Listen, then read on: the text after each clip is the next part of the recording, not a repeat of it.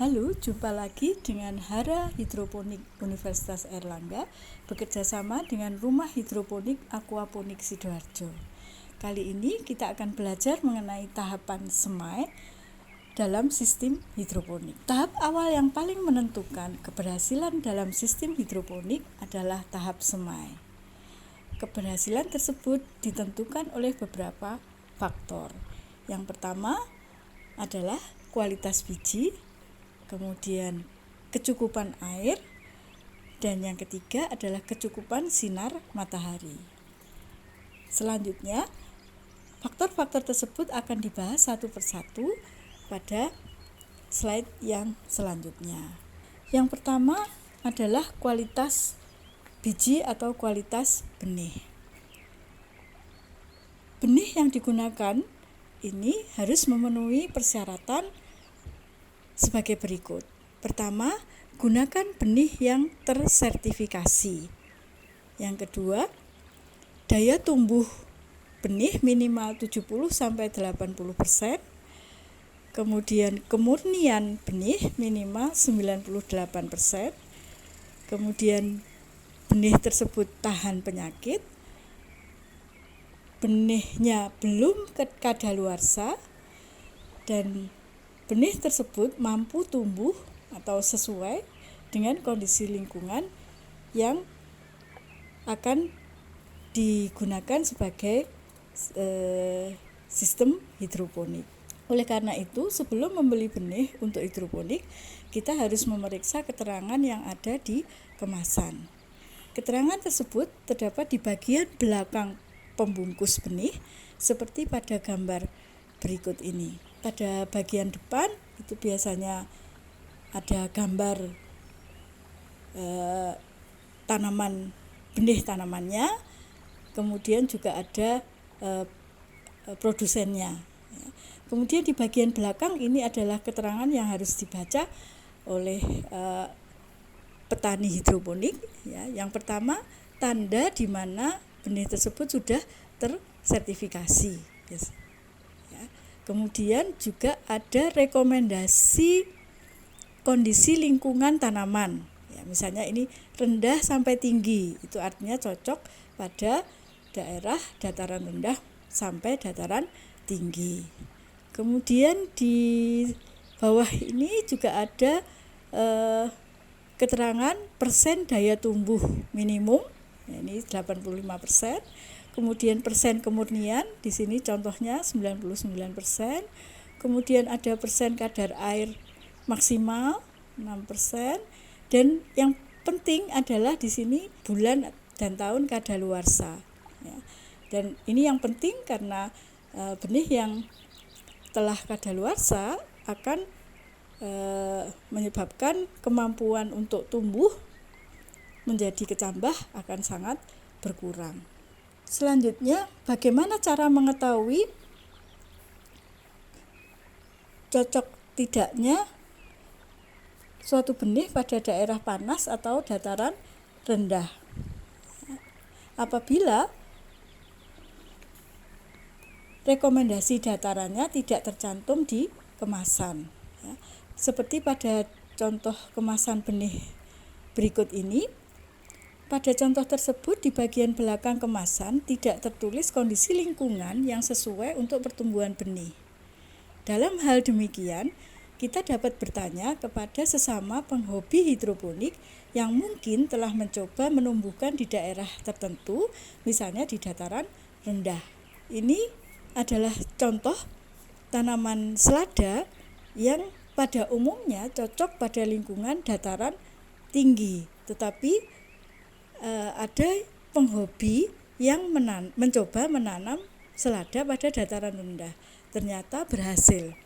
Nah, oleh karena itu kita sebaiknya melakukan komunikasi dengan komunitas penghobi agar kita bisa menentukan apakah tanaman yang akan kita tanam nanti sesuai dengan kondisi lingkungan yang ada di daerah kita. Bagaimana cara menyimpan benih?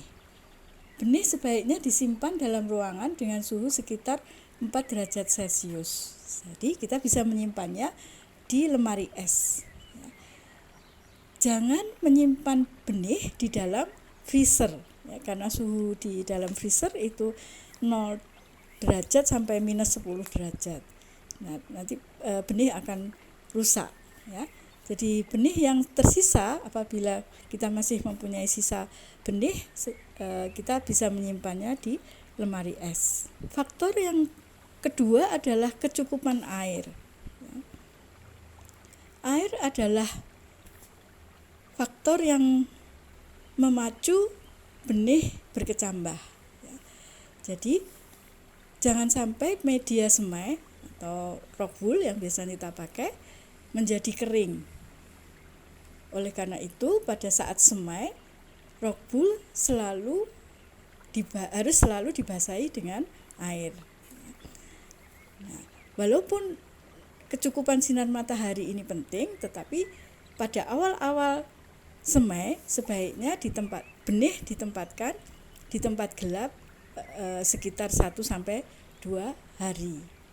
Baru selanjutnya dipindahkan ke tempat yang cukup sinar matahari. Faktor yang ketiga adalah kecukupan cahaya atau sinar matahari. Nah, sinar matahari sangat diperlukan setelah benih berkecambah setelah umur 2 hari setelah tanam. Kekurangan cahaya dapat menyebabkan etiolasi atau kutilang. Saya sudah jelaskan mengenai kutilang ini di teknik dasar hidroponik. Ini adalah contoh biji sawi yang kutilang dan yang normal. Jadi silahkan nanti diamati proses perkecambahannya. Ini kira-kira berumur 7 hari. 7 hari. Nah, setelah proses 7 hari sebaiknya kita melakukan penambahan nutrisi dengan memberikan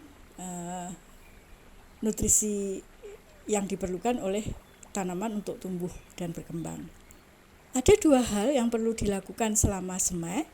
Yang pertama, memeriksa semaian pada hari kedua sampai keempat untuk mengetahui dan membenarkan kecambah yang posisi tumbuhnya terbalik. Jadi ketika benih ini mulai berkecambah, sebaiknya kita melihat dengan teliti apakah proses perkecambahannya sudah sesuai. Artinya hipokotilnya ada di bawah dan epikotilnya ada di atas. Hipokotil adalah calon terbentuknya akar dan epikotil adalah calon terbentuknya daun, daun sejati. Jadi yang akar juga harus dibetulkan ke arah bawah dan yang epikotil ke arah atas supaya betul tumbuhnya sesuai dengan peran dari kecambah tersebut. Jadi kadang-kadang ketika kita melakukan penyemaian, pertumbuhan kecambahnya itu terbalik. Jadi yang epikotil berada di bawah dan yang hipokotilnya berada di atas. Nah, itu akan mengganggu pertumbuhan selanjutnya. Walaupun nantinya hakikatnya hipokotil nanti akan menuju ke bawah karena dia akan dipengaruhi oleh gravitasi. Sedangkan yang epikotil juga akan melawan gravitasi, akan tumbuh ke atas.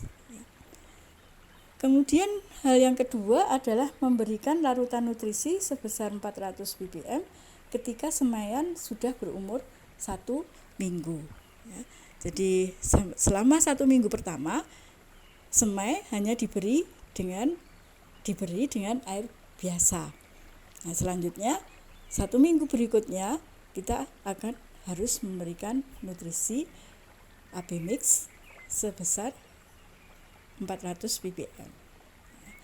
Nah, ini kemudian setelah berumur 2 minggu, maka hasil semai ini bisa dipindahkan ke tempat pembesaran ya, yang biasanya kita menggunakan net pot. Kemudian net potnya nanti akan dipindahkan ke NFT, ke sistem hidroponik NFT atau sistem hidroponik yang weak system atau yang aeroponik dan sebagainya. Baik, jadi untuk topik semai saya cukupkan. Semoga video ini bermanfaat. Sampai jumpa di video berikutnya.